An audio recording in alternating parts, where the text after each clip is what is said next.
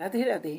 একসময় দেখা যেত পরিবারে খুব সুখ সমৃদ্ধি ছিল এবং তার সঙ্গে হাসি খুশি জীবন ছিল।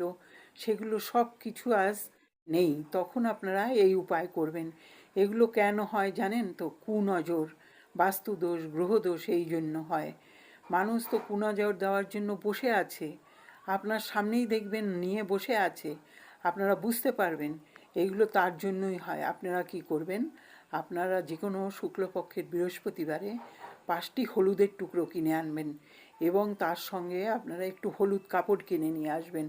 হলুদের টুকরো আপনারা যখন পুজো করতে বসবেন, হলুদের টুকরো 5টি কাপড়ে রেখে গঙ্গা জল ছিটা দিয়ে তার সঙ্গে আপনারা 5টি অবশ্যই চাল রাখবেন, আতপ চাল রাখবেন এবং আপনারা তার সঙ্গে একটি টাকা রাখবেন।